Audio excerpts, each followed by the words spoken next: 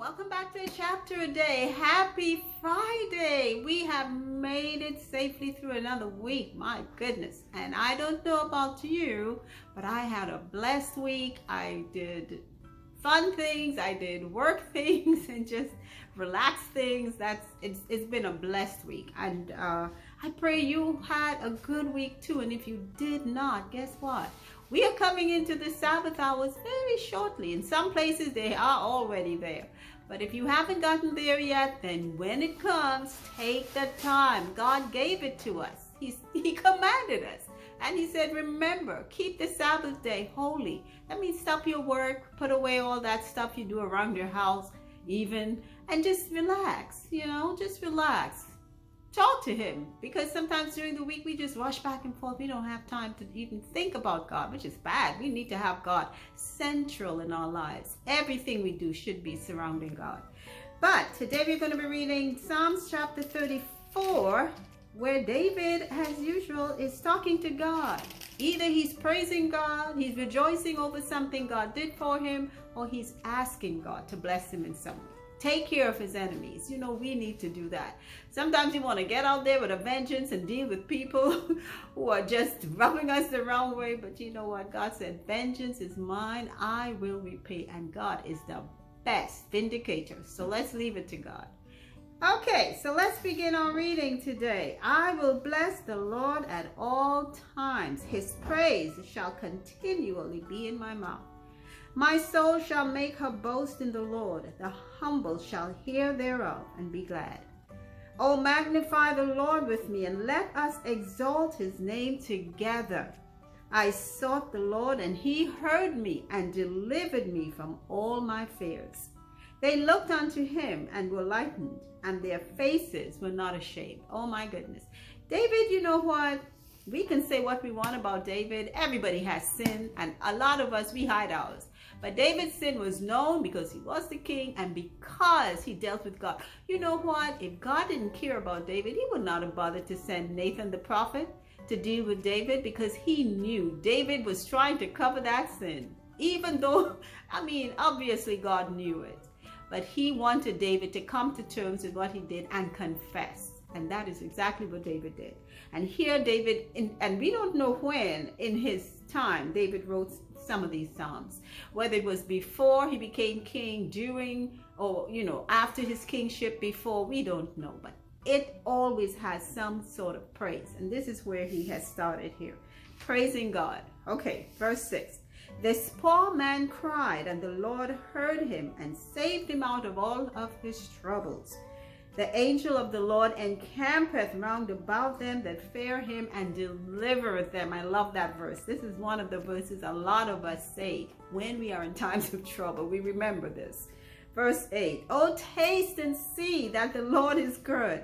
Blessed is the man that trusteth in him. Have you ever tasted the goodness of God? I know we do it every time we sit down to eat. God has blessed us with whatever we put on our plates.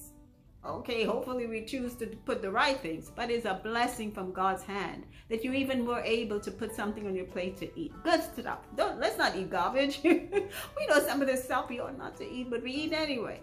But all the blessings come from God. Taste and see that the Lord is good. Beautiful verse. Verse 9. Oh, fear the Lord, ye his saints, for there is no want to them that fear him. The young lions do lack and suffer hunger, but they that seek the Lord shall not want any good thing. We should know that. We have been wanting, I'm telling you, I can give you stories throughout my life. From a youngster, when I didn't even really know God or have a relationship with God. And I sometimes think back and I say, Lord, you know what? I don't even know how I came through those times, but you were there somewhere. Okay, verse 11. Come, ye children, hearken unto me. I will teach you the fear of the Lord. What man is he that desireth life, and loveth many days, that he may see good? Keep thy tongue from evil, and thy lips from speaking guile. Now, sometimes we wonder how it is some people live so long, and some people die really early in their lives, Here the Bible tells you, if you desire life and loveth many days, don't speak evil. keep your lips from speaking guile. That means don't sit down and talk bad about people. Not even think it. And I have to correct myself so many times because it starts up here in my mind. And if I let it fester, guess what? It's going to become a sore problem for me. So I pray and ask God, God, please help me to get these thoughts out of my mind. Help me to focus on you and uplifting things. And that is what we ought to do. And whenever someone comes around us to speak evil of anyone else or to tell you what is happening all over that you need to know, no, you don't. And if you can cut them off nicely, politely, change the subject, they will get the message. You don't want to hear that because it's not nice to speak about people. Okay, verse 14. Depart from evil and do good. Seek peace and pursue it. The eyes of the Lord are upon the righteous, and his ears are open unto their cry. You better believe it. Don't ever think to yourself that God isn't hearing you. If you know you're living right in God's sight, God hears your prayer, and in time it'll come to pass. Whatever it is you're asking for, he will give it to you. He will. I can testify of that. Verse 16. The face of the Lord is against them that do evil, to cut off the remembrance of them from the earth. The righteous cry, and the Lord heareth, and delivereth them out of all of their troubles. Did you hear that? Not some.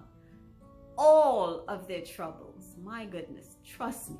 In the length of time I have lived, I see God's, oh, mercy. I can give you testimonies, and I'm sure many of you out there too can throw some in.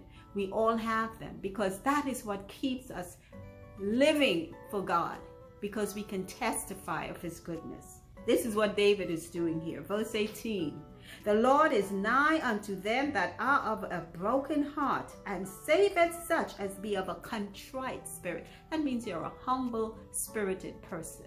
And many times, a lot of us, we sit and we're so annoyed and angry with the wrong that's being done to us that we so want to get vindication, like I said in the beginning of the reading. Don't do that. Take your thoughts and prepare something, a really positive goal for yourself, or think of someone else. Pray for someone else in the meantime. Maybe even the person who may be persecuting you. Pray for that person.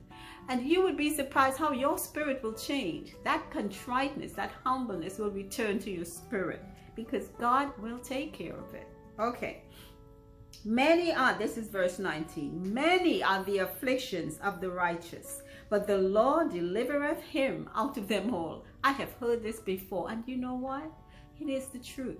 Jesus himself said, if they persecuted me, they will do the same to you. The servant is not greater than his master. Whatever Jesus went through, be sure you're going to have some rough times. They may have put you on a cross. That may not happen, not in our times anyway. But the cross we'll have to carry could be anything, on our jobs, in our homes, on our neighborhoods, wherever it might be. It just might be that. Or sometimes it could be our health, okay? All right. Verse 20, he keepeth all his bones. Not one of them is broken. I tell you this. When I went skating once some years ago, I broke my arm. And you know why? Because I fell about 3 to 4 times prior to breaking my arm. And because I was foolish enough to stick with what I was doing. It's like, God is saying, Moira, stop. Moira, stop. And I just kept going. And there has been other times too when I know God is saying stop. And if I do not allow the Spirit to lead me and to listen, I would get myself in a mess. And I know that has happened to a lot of us out there too. So he keeps your bones, not one is broken. Okay, they apply this to Jesus also, that it says, well, I think in Jesus's case it said not one of his bones will be broken. I think that's another verse. But this is what David is saying. David was a man of war. And if he can say not one of his bones was broken, that's amazing. That is a blessing for him to have gone out to all of those battles. Whew. And I think David went out to most of his battles, except, certain instances when he did not. And then at those times, I'm sure he should have gone. Okay. Verse 21. Evil shall slay the wicked, and they that hate the righteous shall be desolate. The Lord redeemeth the soul of his servants, and none of them that trust in him shall be desolate. Oh my gosh, isn't this a beautiful psalm? Psalms 34. It gives God praise. It tells you how God deals with your enemies. It tells you how God blesses the righteous. All of these things we need to hear from time to time, because sometimes we lose courage, we lose hope, we lose faith. And that's something we should never do. Never lose faith. Okay? It is counted unto us for righteousness. So that's the end of our reading of Psalms chapter 34. I will not read Psalms 35 along with it, because Psalms 35 is a lengthy psalm. So that will be our next reading. Thank you all so much for listening, for commenting. And again, I pray that you are being blessed by what you hear. Take your Bible. I know if you have one, and if you don't, I said feel free to send and tell me, and I will forward one to you. I really will, because everyone should read God's word.